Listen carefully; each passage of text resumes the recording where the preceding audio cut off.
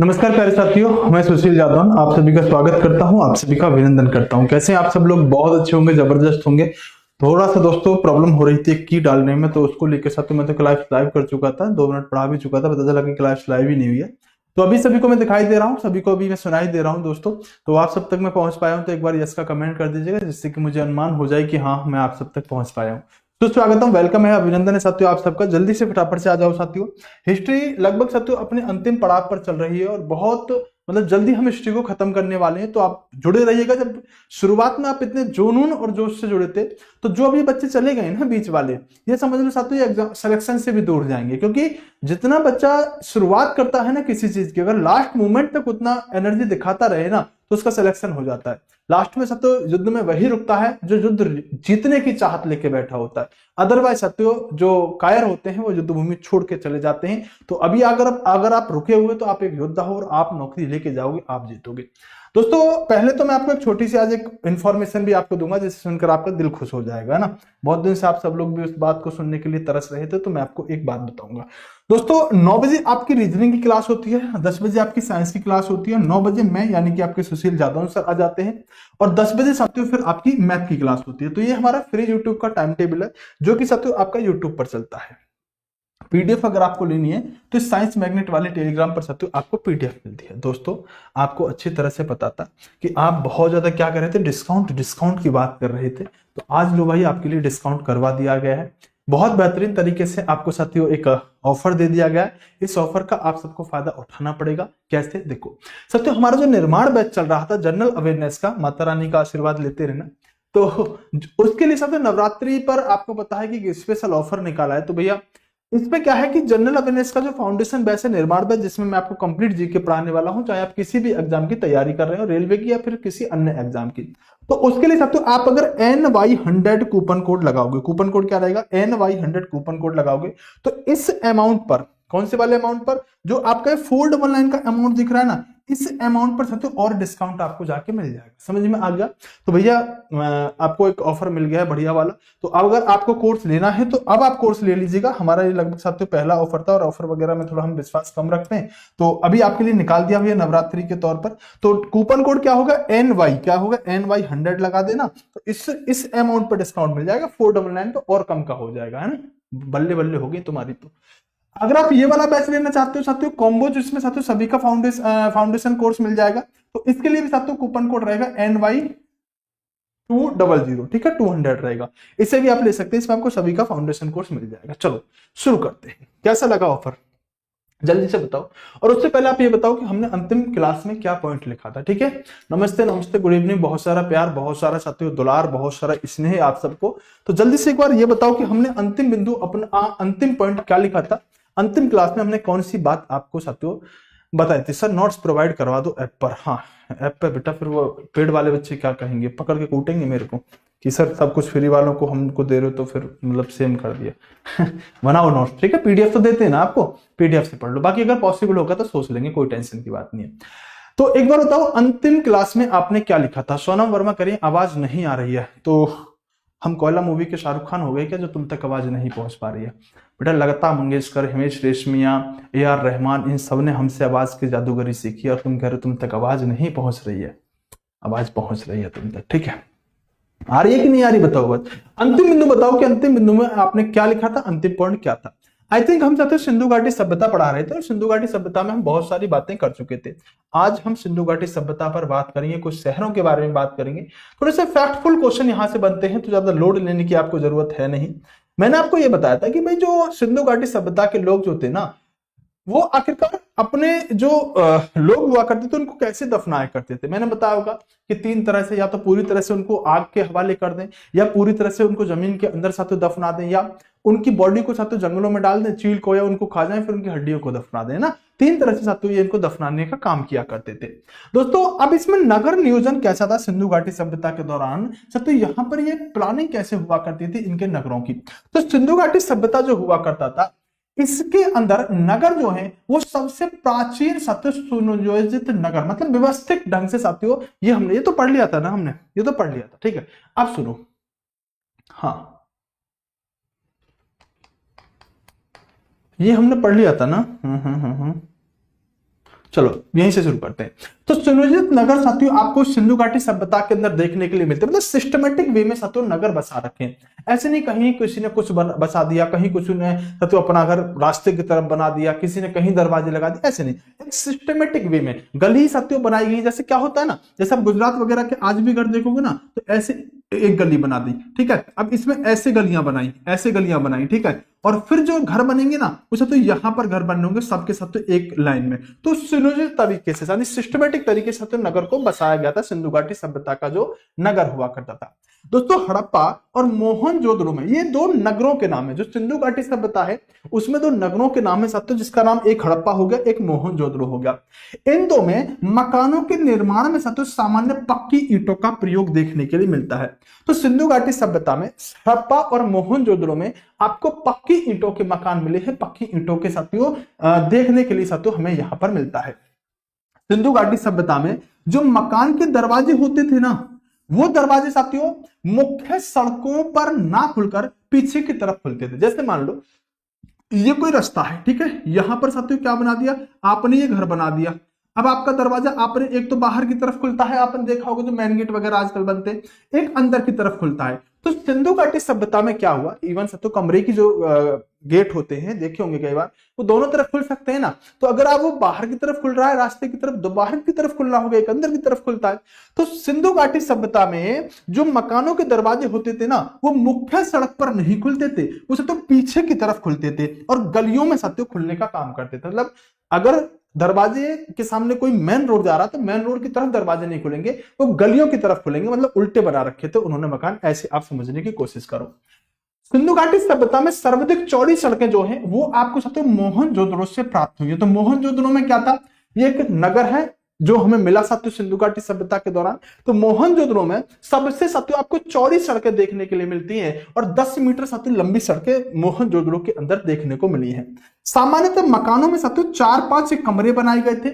इसके अलावा उसमें साथियों एक आंगन होता था, आंगन समझते हैं ना, नाचना आबे आंगन टेढ़ा, तो उनमें एक आंगन मिलता था, उसमें एक रसोई घर मिलता था, उसमें एक स्नानागार मिलता था, कुएं मिलते हैं, कुछ बड़े घरों में साथियों शौचालय भी मिलते हैं, कुछ बड़े घरों में शौचालय भी मिलते हैं। दोस्तों मैंने आपको शुरुआत में एक बात बताई थी कि जो सिंधु घाटी सभ्यता है, जो सिंधु घाटी सभ्यता है वो एक शहरी सभ्यता है। कैसी है वो, एक शहरी सभ्यता है। तो दोस्तों कैसे पता चला हमें शहरी सभ्यता है, तो इन सब चीजों से ही तो पता चला। जैसे यहाँ क्या मिल रहा है, कुछ घरों में शौचालय भी मिल रहा है भैया, और यहाँ पर देखो नहाने के लिए भैया स्नानागार भी मिल रहा है, और साथियों आप देखोगे आंगन भी है और रसोई भी है। अब मकान देखो, गांव का मकान और शहर के मकान में कितना अंतर होता है। आप गांव के मकान में कई सारी चीज मैनेज करके चलाते हो।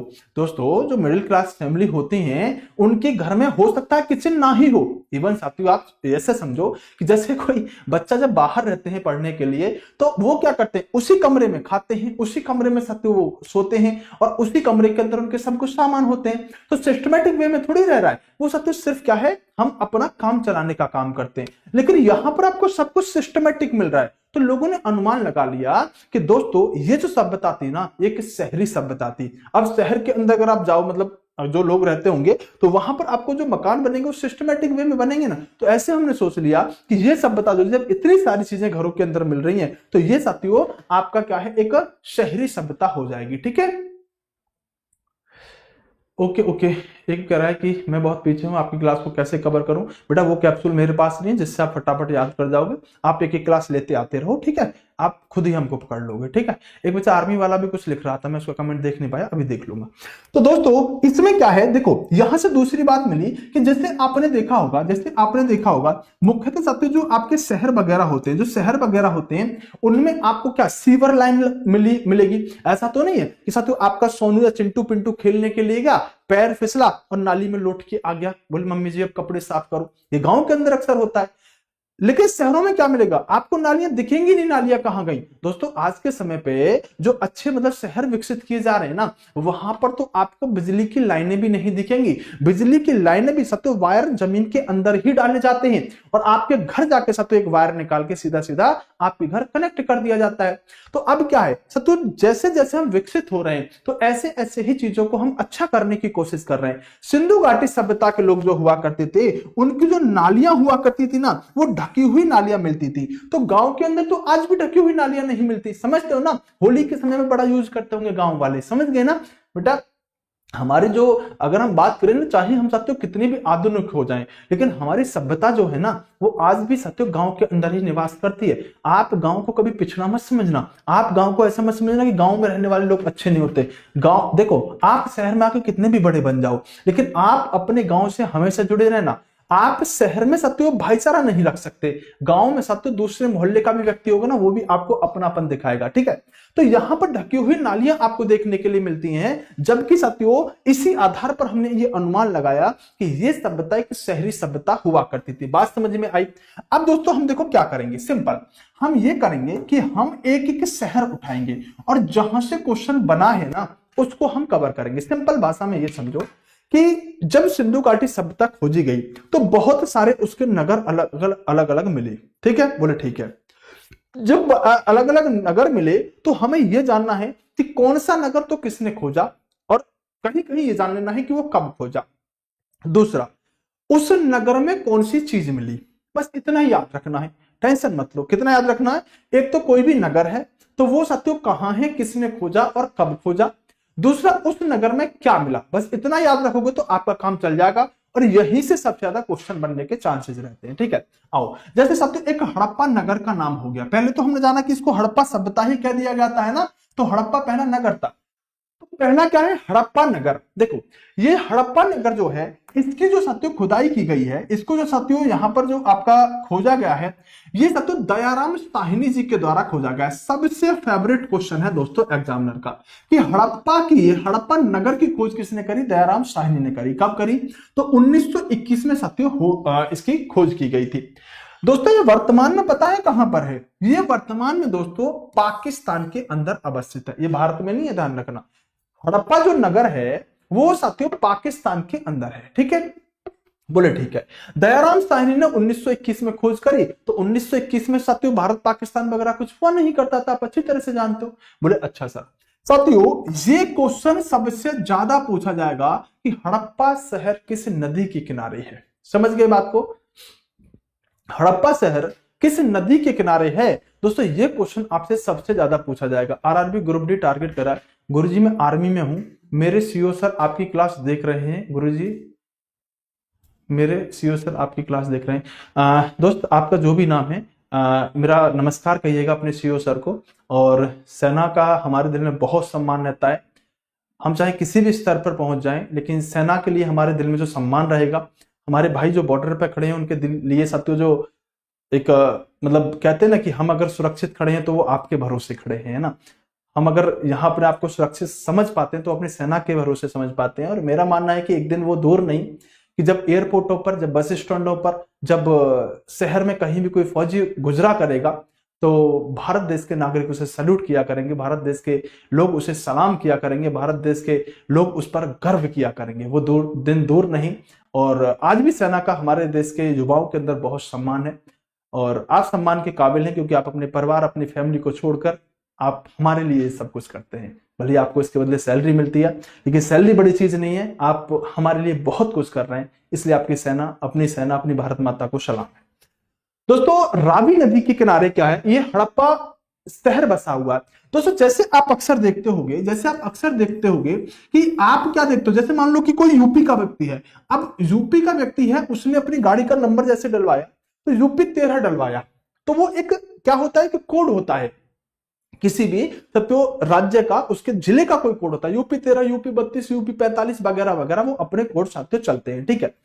दोस्तों आप जानते हैं कि जैसे आप मान लो हरियाणा के अंदर चले गए, तो वहां नंबर कैसे स्टार्ट हो रहा होगा, हरियाणा के अंदर नंबर कैसे स्टार्ट हो रहा होगा भाई, HR 32, HR 36, HR 45, इस तरह से। तो बस यही से आप याद रखना कि आपसे कोई अगर ये पूछे कि बताओ हड़प्पा नगर किस नदी के किनारे है, तो आपको तुरंत याद आना चाहिए सर ने HR से याद करवाया था। H से क्या बन गया, H से साथियों आपका हड़प्पा बन गया, और साथियों R से क्या बन गया, आपका रावी बन गया।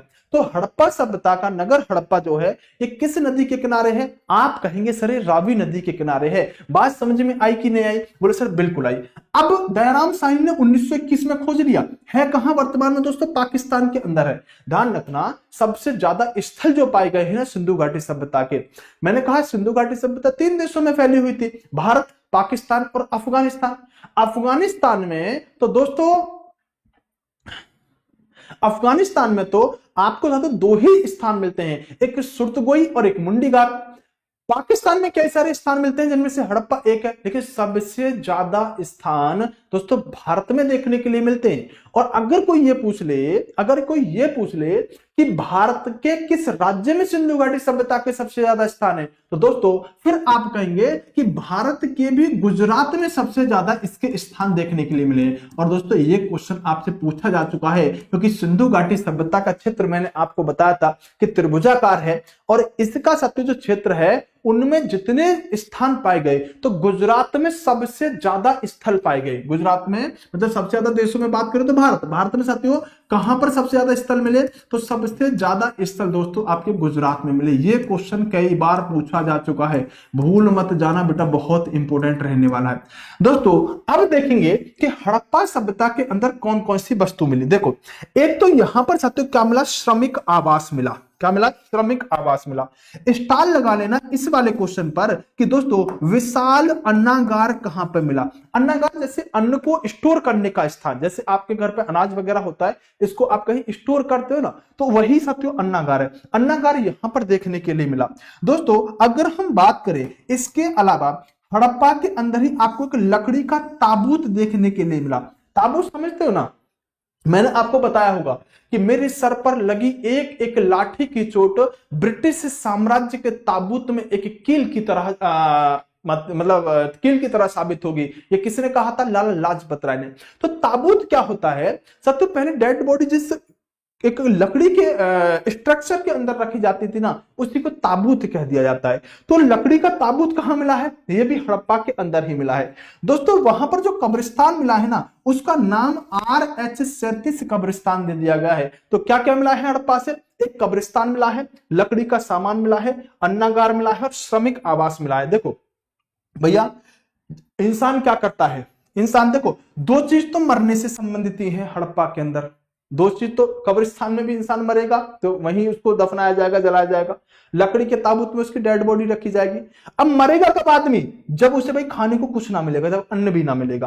क्या था, ऐसे समझना, एक मजदूर था। श्रमिक का मतलब समझते हो, श्रमिक का मतलब होता है मजदूर। एक मजदूर था, उस मजदूर को जब खाने के लिए कुछ भी नहीं मिला, क्या, जब उसको खाने के लिए कुछ भी नहीं मिला तो भैया मर गया, और मर के क्या कर दिया भैया, लकड़ी के ताबूत के अंदर पैक और जाके दफना दिया उसको कब्रिस्तान में। समझ में आ गई बात। एक मजदूर था, उसे खाने के लिए अन्न ही नहीं मिला, लकड़ी के ताबूत में बंद किया और भैया कब्रिस्तान में जाके दफना के आगे बात, मामला खत्म। सब तो याद हो जाएंगे ना चारों चीजें, बोले सर याद हो जाएंगी, कोई दिक्कत नहीं है। दोस्तों अब हम बात करेंगे मोहनजोदड़ो के बारे में। इसकी जो खोज की है ना, वो हड़प्पा के 1 साल के बाद की गई है। हड़प्पा नगर की खोज कब की गई थी साथियों, ये आपकी 1921 में की गई थी। इसकी खोज 1922 में हुई है, और इसकी खोज जो करी है ये साथियों 1922 में राखल दास बनर्जी के द्वारा की गई है। किसके द्वारा, राखल दास बनर्जी के द्वारा। तुम्हारे लिए जीवन में दुख उत्पन्न कर देगा, और वो आपको साथियों RD बनर्जी लिखकर दे देगा। क्या दे देगा, RD बनर्जी। तो इसका मतलब भी दोस्तों राखल दास बनर्जी ही होता है। राखल दास बनर्जी ने 1922 में इस मोहनजोदड़ो की खोज करी, और ये जो साथियों है ये आपका सिंधु नदी के किनारे है, और ये स्थान भी दोस्तों पाकिस्तान के सिंध प्रांत के लरकाना जिले के अंदर है। तो हड़प्पा कहां है भैया, पाकिस्तान में है। मोहनजोदड़ो कहां है सर, ये भी पाकिस्तान में है। पाकिस्तान में प्रांत पड़ता है सिंध, जैसे हमारे देश के अंदर राज्य होते हैं, वहां शब्द क्या होता है, प्रांत के नाम से जाना जाता है। जैसे वहां पर पंजाब प्रांत है, सिंध प्रांत है, तो पाकिस्तान के सिंध प्रांत के लरकाना जिले के अंदर साथियों ये मोहनजोदड़ो आपका अवस्थित रहने वाला है। दोस्तों सबसे फेवरेट क्वेश्चन होता है कि जो मोहनजोदड़ो शब्द है ना, इस मोहनजोदड़ो का अर्थ क्या है, इसका मतलब क्या होता है। दोस्तों मोहनजोदड़ो का अर्थ है मृतकों का टीला। ये सबसे ज्यादा क्वेश्चन पूछा जाता है आपसे परीक्षा के अंदर कि मोहनजोदड़ो का अर्थ क्या है। क्या पूछेगा, कालीबंगा का अर्थ क्या है, जो मैं आपको आगे अभी बताने वाला हूं। तो सिंपल क्या कहेंगे, मोहनजोदड़ो का अर्थ क्या है, मृतकों का टीला। और यहां से क्या क्या वस्तु मिली है, यहां पर पहली वस्तु आप ध्यान रखेंगे दोस्तों, यहां से पुरोहित की क्या मिली है, पुरोहित आवास, वहां क्या मिला था, श्रमिक आवास। दूसरा सब तो अन्नागार यहां पर भी देखने के लिए मिला है यहां पर, लेकिन मुख्य क्या है, विशाल स्नानागृह, क्या है, विशाल स्नानागृह यहां देखने के लिए मिला है। घर में सत्य कुएं यहां देखने के लिए मिले हैं। आदिकालीन सत्य शिव की मूर्ति मिली है। और दोस्तों कांसे की बनी हुई नर्तकी की एक मूर्ति मिली है। और सबसे चौड़ी सड़कें भी यहीं पर रहने वाली हैं। दोस्तों अन्नागार ये वाला ज्यादा इंपोर्टेंट है, यहां क्या है, अन्नागार और स्नानागार दोनों ही मिले हैं। और सत्य पुरोहित का आवास मिला है, घर में कुएं मिले हैं, आदिकाल शिव की मूर्ति मिली है। और ये वाली सबसे ज्यादा इंपोर्टेंट होती है, नर्तकी की मूर्ति सत्यो कहां पर मिली, नर्तकी की मूर्ति कहां मिली, तो ये आपको मोहनजोदड़ो के अंदर मिलती है। अब बात करेंगे सत्यो आपका कुछ के बारे में, चन्हुदहो के बारे में। दोस्तों जितने भी अभी नगर हुआ करते थे ना, तो मान लो जैसे कोई सत्यो ये आपका नगर बसा हुआ है सिंधु घाटी सभ्यता के अंदर, मान लो ये आपका कोई नगर बसा हुआ है। इस नगर के आसपास सत्य चार दीवारी हर शहर के अंदर देखने के लिए मिलती है। कोई नगर है, उस नगर के आसपास बाउंड्री चार दीवारी हर नगर के अंदर देखने के लिए मिलती थी, सिर्फ और सिर्फ एक इस चहुंदड़ो को छोड़कर। तो पहला तो आप यह ध्यान रखना कि चहुंदड़ो जो नगर था, इस नगर के आसपास चार दीवारी नहीं थी, मतलब एक टीला रहित सत्यो नगर हुआ करता था। तो पहला क्वेश्चन तो यही बनेगा। पहले ये जानो कि इसकी खुदाई जो की गई है, इसे तो गोपाल मजूमदार के द्वारा की गई है। और वर्तमान में सत्यो यह भी आपका सिंधु नदी के तट पर पाकिस्तान के अंदर अवस्थित रहने वाला है। दूसरा, ये एकमात्र ऐसा शहर है जो दुर्ग रहित हुआ करता था। मैंने आपको बताया ना, तो ऐसा माना गया कि ये एक औद्योगिक शहर है, इसलिए सब तो दुर्ग रहित था। इसके आसपास आपके दुर्ग नहीं बनाया गया था, बाउंड्री नहीं बनाई गई थी। यहां से देखो सबसे पहले समझ गए होंगे, ये तो क्या है ना, सौंदर्य का प्रसाधन हो गया है, सौंदर्य का प्रसाधन हो गया। ढूंढने वालों ने भी इस पर विशेष ध्यान दिया होगा, जब ढूंढ रहे होंगे ना ये इतिहासकार, इन्होंने विशेष ध्यान दिया होगा। क्या मिला, यहां से लिपस्टिक मिली है ना। अब ये कलर की कौन सी थी ये मत पूछना, ये तो भाई वही बता पाएंगे जो पिंक में भी चार तरह का कलर बता सकते हैं ना। तो साथियों इसके अंदर क्या मिला, एक तो लिपस्टिक आपकी मिली, इसके अंदर भी शीशा मिला, लगता है सारे के सारे ब्यूटी पार्लर यहीं पे खुल रहे थे। इसमें मनके की साथियों गुड़िया मिली। कुत्ते और बिल्ली के पैरों के निशान भी साथियों हमें चहुंदड़ों से ही प्राप्त हुए थे। कहां से, चहुंदड़ों से कुत्ते और बिल्ली के पैरों के निशान मिले, मनके की गुड़िया यहां से मिली, तो शीशा यहां पर मिला, और एक लिपस्टिक के साक्ष्य हमें यहां पर साथियों मिले थे। ठीक है, अब अगले शहर को अगर हम देखें तो साथियों ये है आपका रोपड़। क्या है, यह हो जाएगा आपका रोपड़। साथियों इसकी जो खोज की गई है वो आपकी यज्ञदत्त शर्मा जी के द्वारा की गई है। और दोस्तों ये वर्तमान में आपके पंजाब में सतलुज नदी के किनारे, तो ये कहां पर हो गया भैया, ये आपका भारत के अंदर पंजाब के सतलुज के किनारे हो गया। और ये पूछा है कई बार क्वेश्चन की रोपड़ कहां है, तो दोस्तों पंजाब में सतलुज नदी के किनारे अवस्थित रहने वाला है। यहां पर सत्य क्या मिला है कि कोई व्यक्ति मानव था, वो सत्य कहते हैं कि मान लो कुत्ते से बड़ा प्रेम करता था। और ऐसा माना गया कि कुत्ते और व्यक्ति को, मानव को और कुत्ते को एक साथ दफना दिया गया, एक कब्र में दोनों मिले हैं। अब हम यार इतने पुराने समय को खोज रहे हैं, तो ये इतिहासकार ये कह रहे हैं कि कुत्ते और मतलब व्यक्ति कुत्ते से बहुत प्रेम करता होगा, इसलिए साथियों इसको और कुत्ते को एक साथ दफना दिया गया होगा। अरे बता चला कुत्ता व्यक्ति दफनाया था, कुत्ता घूम के जा रहा था, गड्ढे में गिर गया, वहीं पर मर गया, बाद में सब कुछ सभ्यता खत्म हो गई। सिंधु घाटी सभ्यता जो है ऐसा माना था बाढ़ वगैरह की वजह से सत्यो क्या हुआ है कि इसका मतलब खत्म हुई है। तो जो भी इसके रीजन है मैं आगे बताऊंगा आपको। एक कह रहा है सर काली थी लिपस्टिक, लिपस्टिक काली कलर की भी होती है क्या? बेटा इसके बारे में थोड़ा सा हमारा हाथ तंग है, तो हमें ज्यादा जानकारी नहीं सौंदर्य प्रसाधनों के बारे में। तो मानव के साथ कुत्ता दफनाया गया है ऐसे प्रमाण मिलते हैं कि एक ही कब्र के अंदर मानव और उसके साथ कुत्ता दफनाया गया था। ठीक है, नवपाषाण काल में भी साथियों ऐसे सब कहां पर मिले थे, तो बुर्ज होम के अंदर मिले थे। अब दोस्तों सबसे महत्वपूर्ण आता है आपका कालीबंगा। देखो सिर्फ जो इंपोर्टेंट है ना उसे हम थोड़ा ज्यादा ध्यान देंगे। कालीबंगा जो है ये साथियों इसकी जो खोज की गई वो साथियों बीके थापड़ के द्वारा और दोस्तों बीबी लाल के द्वारा की गई थी। ये वर्तमान में कहां पर है, तो साथियों वर्तमान में यहाँ पर राजस्थान के अंदर है। तो जो भारत के हैं ना वो थोड़े ज्यादा पूछ ले जाते हैं। तो कालीबंगा राजस्थान के अंदर है दोस्तों, और ये घग्गर नदी के किनारे है। ये किसके, घग्गर नदी के किनारे अवस्थित रहने वाला है। कालीबंगा का अर्थ क्या होता है, तो दोस्तों ये जैसे हमने पढ़ा था ना मोहनजोदड़ो का अर्थ क्या होता है, तो मोहनजोदड़ो का अर्थ होता है मृतकों का टीला। मरे हुए लोगों का एक टीला, बहुत डेड बॉडी यहां से मिली थी। ऐसे ही कालीबंगा का अर्थ क्या निकलेगा, तो कालीबंगा का अर्थ होगा दोस्तों काली मिट्टी की चूड़ी। क्या है, काली मिट्टी के साथ तो चूड़ी है। अब देखो, हल से जुते हुए खेत के साक्ष्य कहां मिले भैया, कालीबंगा के अंदर मिले। यहां पर सब तो अलंकृत ईंट मिली, हवन कुंड मिला, और दोस्तों चूड़ी तो मिलेंगी ही मिलेंगी, क्योंकि कालीबंगा का ही अर्थ क्या है दोस्तों, काली मिट्टी की चूड़ियां यहां पर रहने वाली है। अब बात करते हैं दोस्तों धौलावीरा के बारे में। किसके बारे में, धौलावीरा के बारे में बात करते हैं। बात समझ में आई, बात समझ में आई, बोले सर समझ में आई। अब देखो, इसकी खोज जो की गई वो साथियों देखो, जिस पर मैं स्टार लगा रहा हूं ना, आप बस उतना तो याद करके जरूर चलना, वही क्वेश्चन साथियों आज तक पूछे जाते हैं। धौलावीरा से साथियों हमें यहां पर स्टेडियम के साक्ष्य मिलते हैं, ठीक है, स्टेडियम के साक्ष्य मिलते हैं, और रविंद्र सिंह बिष्ट के द्वारा धौलावीरा की खोज की गई थी। सबसे सुरकोटला से क्या मिला, सुरकोटला भी एक नगर का नाम है। अब सुरकोटला में क्या है, सुरकोटला का जो उत्खनन किया, इसका मतलब है इसको जो खोजा या इसको साथ खुदाई जो करी वो जगपति जोशी जी के द्वारा की गई, और ये वर्तमान में साथियों गुजरात के अंदर अवस्थित है। कहां पर, ये गुजरात के अंदर अवस्थित है, और यहां पर साथियों घोड़े की हड्डी के साक्ष्य मिले सुरकोटला में। भैया दिख रहा है सुरकोटला, घोड़ा घोड़ा, तो यहां पर घोड़े की साथियों हड्डी आपको देखने के लिए मिलती है सुरकोटला के अंदर। इस पर एक प्रश्न बनेगा ही बनेगा, और वो सबसे फेवरेट क्वेश्चन है, मैं अभी बताऊंगा। पहली बात तो कि लोथल जो है इसका जो उत्खनन किया गया वो एस.आर. राव के द्वारा किया गया, और दोस्तों ये आपका भोगवा नदी के किनारे अवस्थित है। दरअसल भोगवा जो है ना वो साबरमती की एक सहायक नदी है, तो साबरमती कई बार देखा तो आप लगा दीजिएगा, लेकिन भोगवा ही आपका सही होगा। तो मतलब भोगवा अगर नहीं देता है तो साबरमती के साथ जा सकते हैं, क्योंकि साबरमती तो एक सहायक नदी है, आप भोगवा सहायक नदी है साबरमती की, मतलब साबरमती बड़ी नदी होगी, भोगवा छोटी नदी हो गई, तो भोगवा के किनारे सत्य आपका लोथल है। कहां दोस्तों, अहमदाबाद। तो ऐसे भी लगा लेना भाई, अहमदाबाद किसके, अहमदाबाद नगर किसके किनारे, तो साबरमती के तो है ही।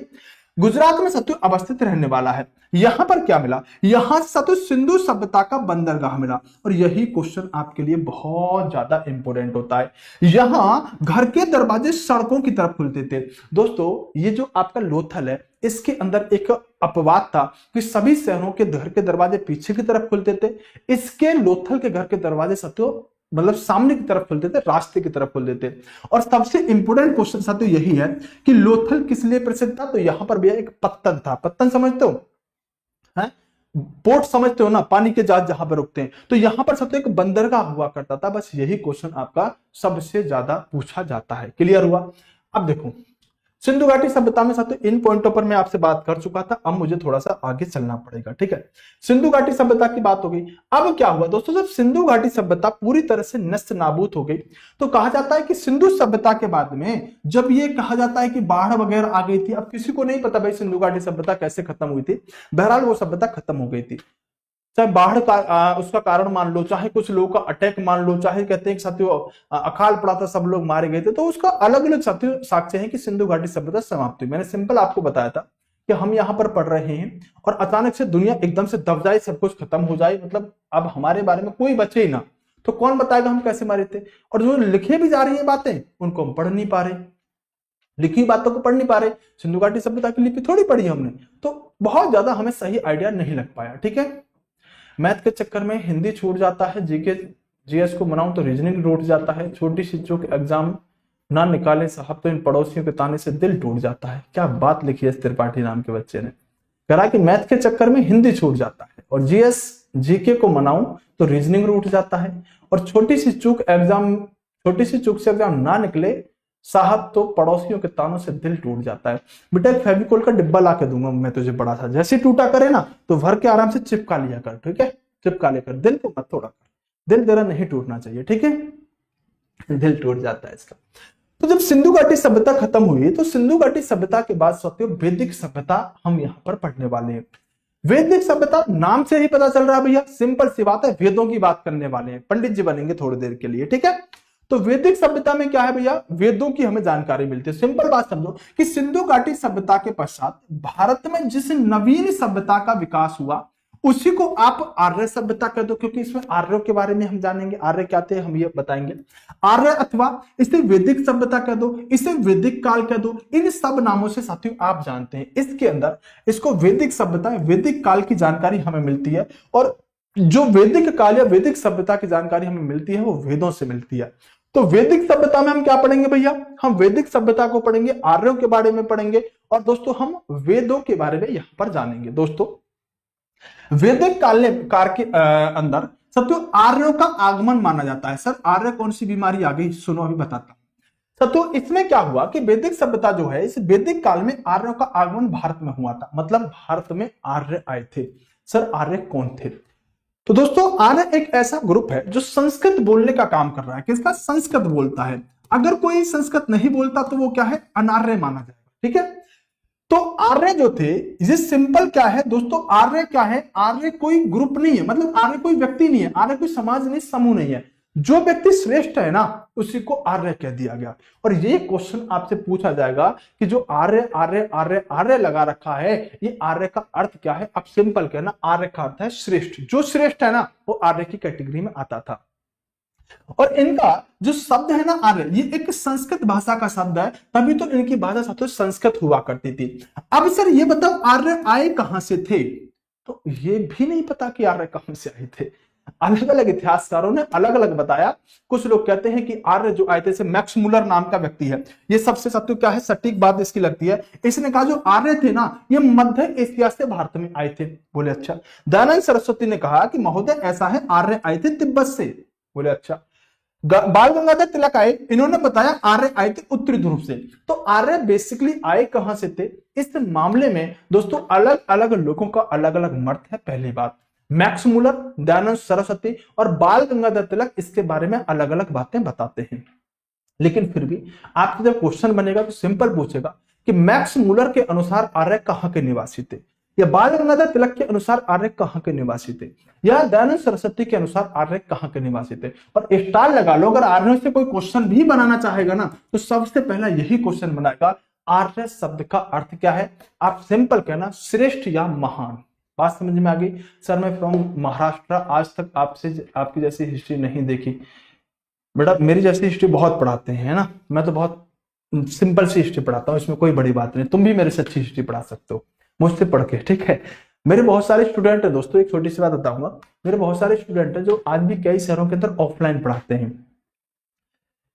और वो मेरा ही कंटेंट पढ़ाते हैं, मेरे ही एग्जाम्पल पढ़ाते हैं, मेरे ही चीजों को देखकर वो पढ़ाते हैं। लेकिन सबसे अच्छी बात क्या है ना, वो जैसे सोशल मीडिया वगैरह पे मैसेज करते हैं, खुद इस बात को स्वीकार करके बताते हैं मुझे कि सर मुझे हिस्ट्री पढ़ाने के लिए दिया गया था, सर मैंने कुछ नहीं किया, ऑफलाइन का मामला था, ऑफलाइन पढ़ाना था, मैंने सर तुम्हारा कंटेंट पूरा पढ़ा, नोट्स बनाए, और जाके अगले दिन क्लास में सर मैंने वही सब चीज जो जो एग्जांपल आप देते हो वही मैंने देता चला गया। बोला सर ऐसा माहौल बना है ना कि तोड़ने से नहीं टूट रहा। बच्चे फैन हो गए मेरे। ये मतलब बच्चे खुद बता देते हैं इस बात को ऐसे सोशल मीडिया पे मैसेज करके कि सर मैंने तो बस आपकी वजह से मैं तो टीचर बन गया, जो आप पढ़ा रहे हो ना सर वही वो मैं पढ़ाता जा रहा हूं, सर ये बताओ आपका कोर्स कैसे मिलेगा। तो इस बात में क्या है कि अगर ज्ञान जा पा रहा है तो हमें कोई परहेज नहीं होता, हमें खुशी होती है यार कि कोई हमारे कंटेंट को पढ़ा के आगे बढ़ रहा है। कोई बात नहीं है तो अच्छी बात है ना।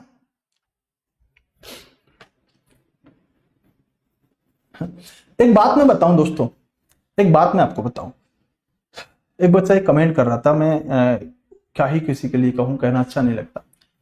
दोस्तों मैटर ये नहीं है कि कौन कितना पढ़ा रहा है, मैटर ये है कि क्वेश्चन कौन फंसवा रहा है, ठीक है।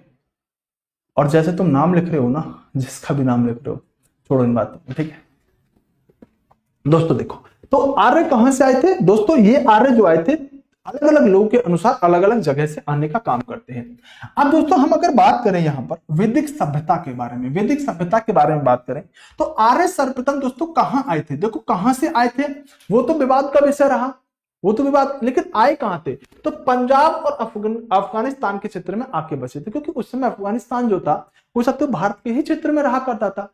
तो पंजाब और अफगानिस्तान के क्षेत्र में आके बसे, और ये एक साथियों ग्रामीण सभ्यता हुआ करती थी। जबकि हम जब सिंधु घाटी सभ्यता पढ़ रहे थे तो हमने क्या कहा था, ये सभ्यता एक साथियों शहरी सभ्यता है। लेकिन जो वैदिक सभ्यता अब हम पढ़ रहे हैं ना, जो वैदिक सभ्यता पढ़ रहे हैं ना, इस वैदिक सभ्यता में दोस्तों जो आर्यों की सभ्यता है, वैदिक सभ्यता, ये एक ग्रामीण सभ्यता हुआ करती थी। और इनकी आर्यों की भाषा क्या थी? इनकी भाषा संस्कृत हुआ करती थी। और आर्य किस भाषा का शब्द है? तो कहेंगे आर्य भी दोस्तों ये आपका संस्कृत भाषा का ही शब्द है, ठीक है। आयुषी यादव कह रही है मैंने खुद ने प्रीवियस ईयर के क्वेश्चन किए हैं, सब बने हुए हैं सर, आपसे ही स्टार्टिंग से पढ़ रही हूँ। गुरुजी मोदी जी के सदस्य का डीपली क्वेश्चन आता है अब सर। हाँ जिम जी कम कम पढ़ा के ज्यादा क्वेश्चन। दोस्तों देखो यार, मेरे से ना तुम इस चीज में ये कहोगे कि देखो मैं तो फ्री पढ़ा रहा हूँ ना, मैं तो फ्री पढ़ा रहा हूँ, रेल वाले बच्चों को पढ़ा रहा हूँ, तुम्हें अच्छा लगता है तो मन से पढ़ो, ठीक है। जिस दिन पेपर देके आओगे ना उस दिन तुम कहोगे हाँ मास्टर ने क्वेश्चन फंसवाए थे, तो बात ठीक है यार। देखो मैं तुम्हें इतना डीपली पढ़ा सकता हूँ ना, मैं इतना डीपली पढ़ा सकता हूँ ना, इतना डीपली पढ़ा सकता हूँ कि तुम खुद सोच में पड़ जाओगे कि ऐसा तो कोई यूट्यूब पर मास्टर ही नहीं जो जैसा ये सर पढ़ा रहे हैं।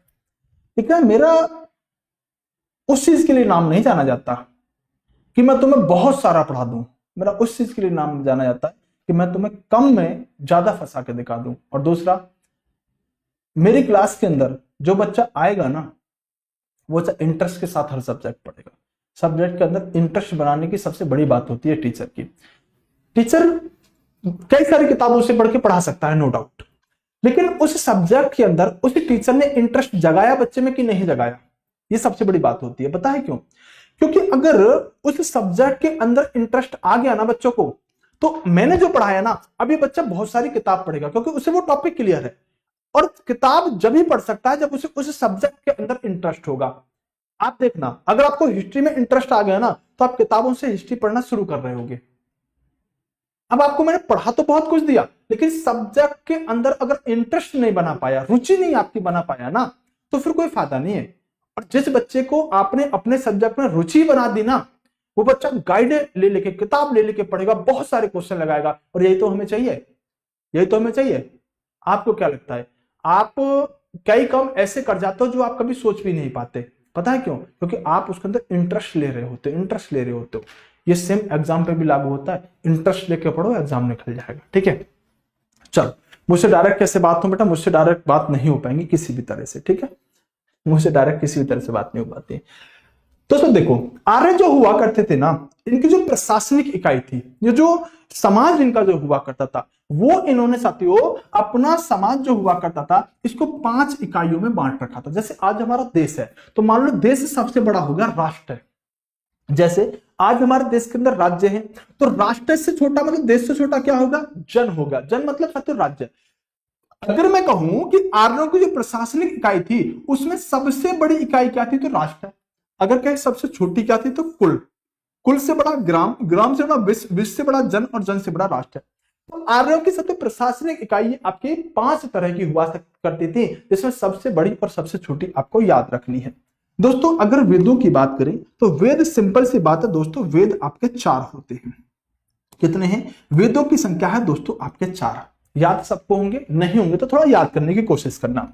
एक है तो आपका ऋग्वेद, एक है आपका यजुर्वेद, एक है अथर्ववेद और सामवेद। क्या है? 4 तरह के वेद होते हैं, तो ऋग्वेद, यजुर्वेद, अथर्ववेद और सामवेद। ठीक है, हाँ चलेगा। क्या है? 4 तरह के साथियों वेद होते हैं। चारों वेद आपके दिमाग के अंदर सेट होने चाहिए। अब देख लेते हैं साथियों, हम यहाँ पर वैदिक सभ्यता के अंदर सबसे पहले साथियों हम एक पहले वाले वेद को उठाते हैं, ऋग्वेद। इस पर एक ही क्वेश्चन बनेगा, ये सबसे प्राचीन वेद है। और इस पर दोस्तों स्टार लगा लेना, सबसे ज्यादा क्वेश्चन यही पूछा जाता है एग्जाम के अंदर कि सबसे प्राचीन वेद कौन सा है। एक बच्चा कह रहा है सर आपसे बात नहीं हो सकती तो कैसे मिला जाए? दोस्त मैं तुमसे खुद मिलने के लिए आऊंगा जिस दिन तुम्हारा सिलेक्शन हो जाएगा। और बताओ, गुरु तुम्हारे पास खुद आएगा स्टूडेंट के पास। वैसे स्टूडेंट गुरु तो कुछ नहीं है, अपन लोग, अपन तो भाई बहन है। लेकिन दोस्तों है क्या ना कि मैं मतलब वो सब चीजें अपने इंस्टाग्राम, फेसबुक वगैरह या कुछ भी ऐसी चीज में शेयर नहीं कर सकता यहाँ पे, इसलिए मैंने वो वाली बात बोली। लेकिन मैं ऐसा मत समझना कि मैं इस बात को ऐसे बोल रहा हूँ कि मुझसे नहीं मिल सकते बात वगैरह। मिलेंगे, हम 100% मिलेंगे। और जब आपका सिलेक्शन हो जाएगा ना तो हम खुद आपसे मिलने के लिए आएंगे। ठीक है, बाकी देखो वो सब चीजें ठीक नहीं है कि मैं नोएडा में रहता हूँ या फिर मैं यहाँ रहता हूँ तो फिर मिलो। आपको जो भी डाउट हुआ करे आप कमेंट वगैरह कर दिया करो, मैं आपके कमेंट पढ़ता हूँ, वहां भी मैं आपके रिप्लाई वगैरह देने की कोशिश किया करूंगा आगे से। ठीक है, एक बच्चा कह रहा है सर जी का नंबर है मेरे पास, लेना हो तो बताओ। आराम करो। चलो, एक नंबर ना इस बार दे रखा था मैंने कुछ बच्चों को जो मतलब बट गया था बहुत ज्यादा, वो इतने सारे बच्चों में पहुंच गया ना जिसका कोई जवाब नहीं है। ऋग्वेद साथियों सबसे प्राचीन वेद होता है। यही क्वेश्चन सबसे ज्यादा पूछा जाता है कि ये क्या है, सबसे प्राचीन वेद है। इसके अंदर दोस्तों 10 तो आपके मंडल हैं, मतलब जैसे कोई किताब होती है उसके अंदर आपका चैप्टर होता है, उसके अंदर साथियों आपके पैराग्राफ होते हैं, उसी तरह से जो ऋग्वेद है वो प्राचीन वेद है और 10 मंडल है। इसके अंदर 1028 सूक्त हैं। कभी कभी इस क्वेश्चन को पूछ लेता है कि बताओ सूक्तों की संख्या कितनी है और मंडलों की संख्या कितनी है। इसके अंदर 10,462 साथियों ऋचाएं रहने वाली हैं। और ऋग्वेद का जो तीसरा मंडल है, हमने कहा ना 10 मंडल है, इसके तीसरे मंडल में दोस्तों गायत्री मंत्र का हमें उल्लेख मिलता है। ऋग्वेद में साथियों स्रोत और प्रार्थना को साथियों संचय रहता है। और गायत्री मंत्र जो है ना, ये दोस्तों सूर्य देव को समर्पित है। मतलब गायत्री मंत्र जो है ये ऋग्वेद में मिलता है, ऋग्वेद के साथ तीसरे मंडल में मिलता है। और ऋग्वेद के तीसरे मंडल में जो गायत्री मंत्र है वो सूर्य देव को समर्पित रहता है, ये आपको पता होना चाहिए। दोस्तों वैसे हम बात करें कि ऋग्वेद के अंदर जो कुल मंत्र है ना वो 10,580 हैं, लेकिन 118 मंत्र ऐसे हैं जो रिपीट हुए हैं। तो इस आधार पर हम ये कह सकते हैं कि 10,462 है। कितने? 10,462। मंत्रों की संख्या तो 10,580, लेकिन 118 रिपीट हो रहे हैं। तो हमने 10,580 में से 118 घटा दिए, तो हम इस आधार पर कह देते हैं कि 10,462 है। लेकिन एग्जैक्ट है कितने? 10। अब ऐसे भी क्वेश्चन पूछ सकता है, बताओ ऋग्वेद के अंदर कितने मंत्र रिपीट हो रहे हैं, दोहराए जा रहे हैं? 118। बात समझ में आ गई? चलो अब बात कर रहे हैं यजुर्वेद के बारे में। ऋग्वेद में हमने क्या पढ़ा? ऋग्वेद में हमने सिर्फ इतना जाना, प्राचीन वेद है, 10 मंडल, 1028 सूक्त, इसी में साथियों आपका गायत्री मंत्र ओम भूर्भुवस्सुः तत्सवितुर्वरेण्यम वाला, ठीक है, गायत्री मंत्र है। और दोस्तों इसके अंदर जो गायत्री मंत्र है वो तीसरे मंडल में है। ये भी पूछा था कौन से मंडल में है, तो तीसरे मंडल में गायत्री मंत्र रहता है। यजुर्वेद जो है, यजुर्वेद में साथियों यज्ञों के नियम और विधि विधान का संकलन मिलता है। तो देखो यजुर्वेद लिखोगे तो कैसे यह बनेगा, और देखो यज्ञों में क्या बनेगा, यह बनेगा, तो याद हो गया क्या है यज्ञों के बारे में यजुर्वेद में मिलता है। इसमें बलिदान विधि का भी वर्णन हमें देखने के लिए मिलता है। क्या है? यज्ञों के बारे में यजुर्वेद के अंदर मिलता है। अगला है साथियों आपका सामवेद। देखो स से आपका साम बनता है, स से साम बनता है, और स से ही बनता है भैया आपका संगीत। गाने को कैसे पढ़ो ना, भाई गाने को हम संगीत बोल सकते हैं ना, बोल सकते हैं सर, तो बस ऐसे याद कर लेना कि संगीत का उल्लेख किसमें है? सामवेद में। स से साम, स से संगीत। तो क्या कहेंगे? साम का शाब्दिक अर्थ है गान।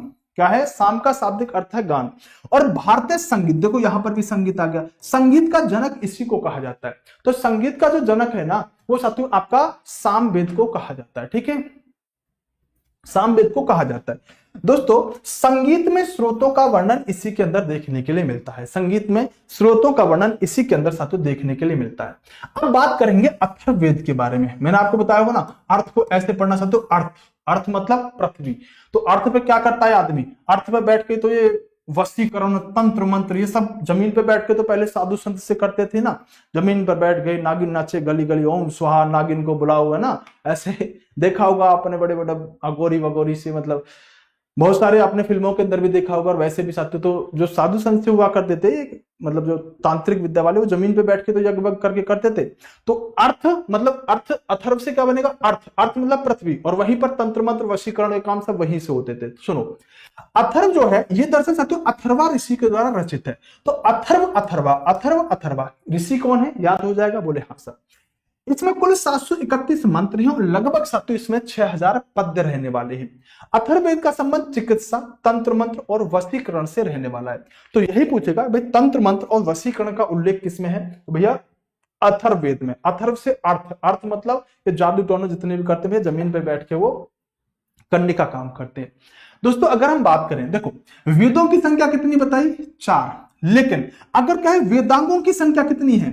वेद 4 है। ये मत सोचना, कभी कभी बच्चा पता है कि एग्जाम में क्या सोचता है कि लिखना तो चाह रहा होगा वेद, इसने गलती से वेदांग लिख दिया है। वेद अलग है, वेदांग अलग है। वेदों की संख्या 4 है और वेदांगों की संख्या 6 है। कितनी है? वेदांगों की संख्या 6 है।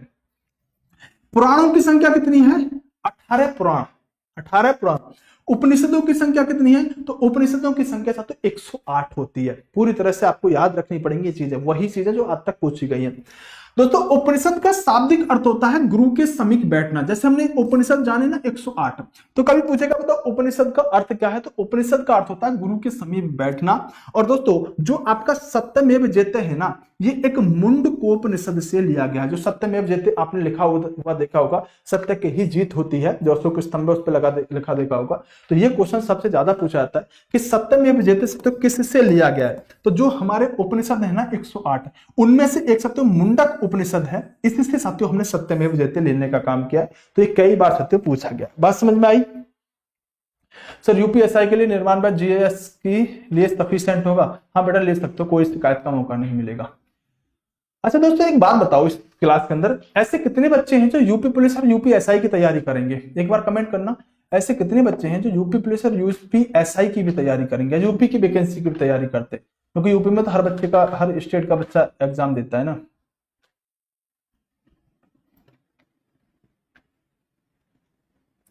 मोहित मैं हैंड रिटन नोट्स के लिए बेटा एक बार प्रयास करता हूं, ठीक है? एक बार बताना फटाफट से।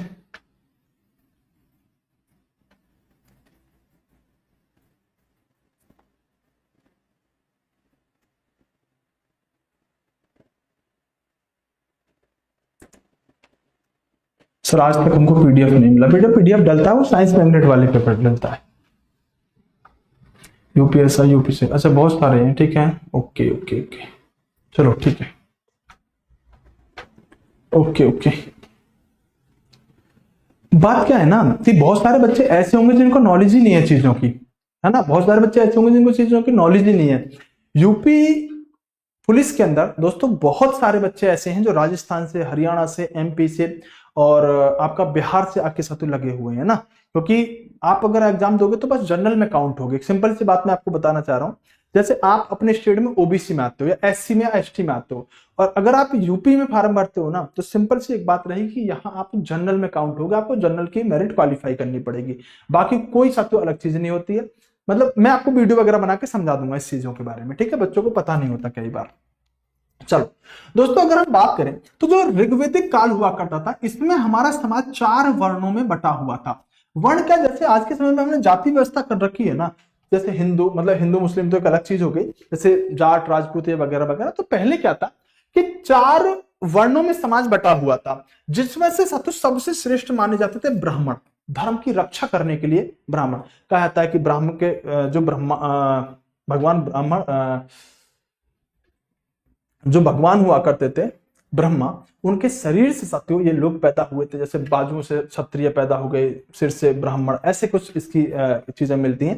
लेकिन यहाँ ये समझो कि सबसे ऊपर ब्राह्मण जो धर्म की रक्षा के लिए थे, सबसे दूसरे पर साथियों क्षत्रिय राजपूत हुआ करते थे, जो साथियों धर्म की मतलब धर्म की रक्षा के लिए ये हो गए। और साथियों जो ब्राह्मण जो हुआ करते थे, ये आपको ज्ञान देने के लिए, शास्त्रीय ज्ञान हो या फिर साथियों पढ़ाना लिखाना, ये सब किसका था? ब्राह्मणों का काम।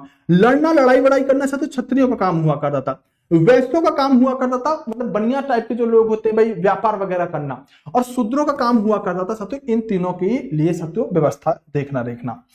ऋग्वेदिक काल में साथियों वर्ण जो हुआ करता था ना, वो व्यवसाय के आधार पर, मतलब ये जो लोग बांटे गए हैं ना, ये व्यवसाय के आधार पर बांटे गए हैं। भाई तुम क्या करना जानते हो? तुम लड़ना जानते हो? बोले हाँ। बोले तुम क्षत्रिय हो गए, समझ गए?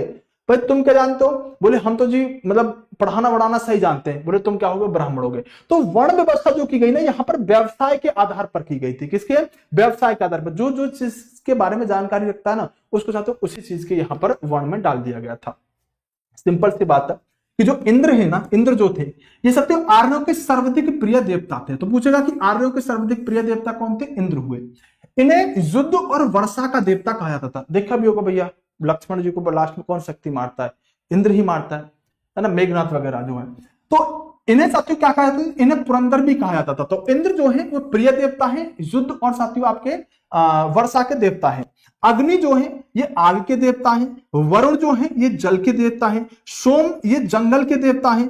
मारुत जो है ये साथियों तूफान के देवता है। और रुद्र जो है ये क्रोध वाले देवता ने कहा कि रुद्र रूप धारण कर लिया। तो रुद्र जो है साथियों ये आपके क्रोध के देवता। कौन सा देवता किस चीज का है, कभी कभी आपसे पूछ लिया जाता है, उतना आपको ध्यान रखना होगा। दोस्तों यहां से क्वेश्चन बनेगा। कितना है हमारे पास? 4 मिनट है। देखो कुछ नदियां ऐसी हैं जिन्हें आज के समय में सतलज, चिनाब, ब्यास, काबुल, गंडक, स्वात, रावी, झेलम के नाम से आप जानते होंगे। लेकिन दोस्तों ऋग्वैदिक काल में इनके नाम कुछ और हुआ करते थे। सर सारे याद करने क्या? नहीं, सारे याद नहीं करने, जहां मैं स्टार लगाऊंगा बस उतने याद कर लेना। सुनो ध्यान से दोस्तों, सतलज नदी है ना, इसका पहले साथियों सुतुद्री नाम हुआ करता था। सतलज क्या था? पहले सुतुद्री नाम था। तो चिनाब जो था ना, इसका नाम अश्कनी हुआ करता था। व्यास का नाम विपाशा बसु, मतलब विपाशा हुआ करता था इसका नाम।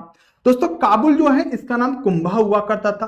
दोस्तों गंडक देखो सदा नीरा, हमेशा नीर रहने वाला, तो साथियों गंडक का क्या नाम था? सदा नीरा था। दोस्तों अगर हम रावी की बात करें तो परुषणी हुआ करता था। और स्वात जो है साथियों इसका क्या था? यहाँ पर सुवस्तु हुआ करता था। दोस्तों झेलम का नाम जो हुआ करता था वितिस्ता हुआ करता था। घग्गर का क्या था साथियों? यहाँ पर कहेंगे सरस्वती, या फिर साथियों यहाँ पर दृश्यवंती हुआ करता था। और साथियों कुर्रम का नाम जो हुआ करता था कुर्मु हुआ करता था। सर ये बताओ याद कौन कौन से करने हैं जिससे कि हमारे लिए आसानी हो जाए। दोस्तों सबसे पहले तो आप ध्यान रखना, रावी यहाँ पर युद्ध लड़ा गया था, मैं आपको आगे चल के बताने वाला हूं। दोस्तों झेलम आपसे पूछा जाता है, ब्यास, चिनाब और सतलज याद कर लेना, ठीक है? बस ये आप याद कर लोगे ना। गंडक तो वैसे भी सदा नीरा आपको याद हो ही गया होगा, इतनी तो आपको याद रखनी, बाकी 2-3 ये आप छोड़ भी सकते हो। बात समझ में आई? बहुत बढ़िया, बात समझ में आई? बोले सर बिल्कुल समझ में आई। अब सुनो दोस्तों आगे।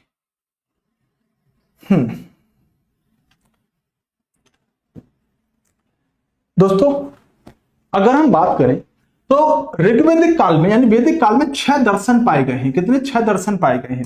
6 दर्शनों में अगर आपसे पूछेगा कि जो वेद और उपनिषद थे ना, इनको पहले ऋषियों ने पढ़ा, 6 ऋषियों ने पढ़ने के बाद अपना सातो दर्शन गढ़ा।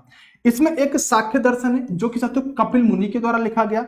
न्याय दर्शन जो है ये गौतम के द्वारा लिखा गया। योग दर्शन सबसे ज्यादा पूछा जाएगा, इसी पे स्टार लगा लो, यही पूछा जाएगा।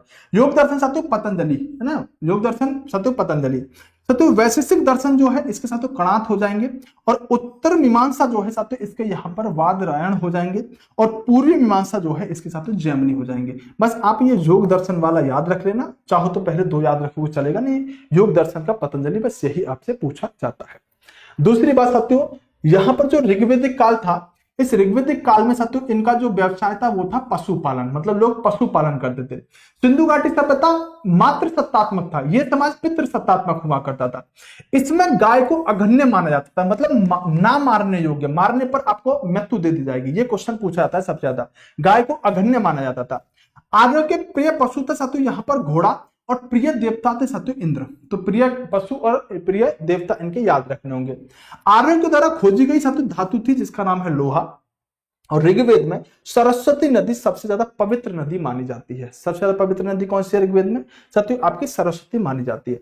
ऋग्वेद के अंदर गंगा का उल्लेख सिर्फ 1 बार हुआ है, यमुना का उल्लेख 3 बार हुआ है, और सिंधु का उल्लेख सबसे ज्यादा बार हुआ है। तो यह से पूछ लेगा बताओ सबसे ज्यादा उल्लेख किस नदी का ऋग्वेद में हुआ है? तो सिंधु का हुआ है।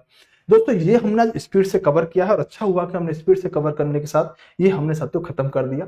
दूसरी बात छोटी सी और बताना चाहता हूं कि भैया आप कोर्स पर डिस्काउंट चिल्ला रहे थे, तो लो आ गया भैया आपका डिस्काउंट, और बेहतरीन तरीके से अपनी तैयारी को 4 चांद लगा दो।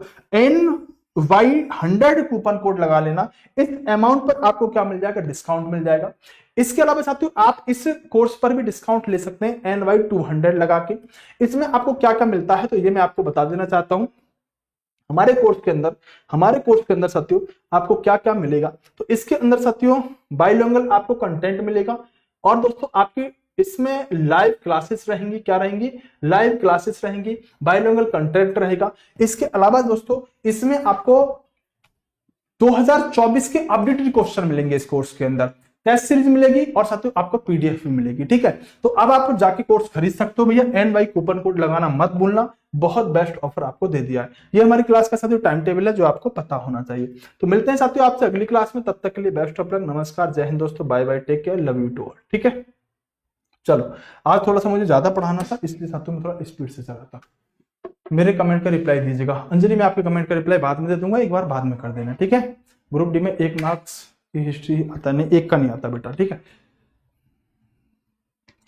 चलो ठीक है, bye bye, take care, love you to all.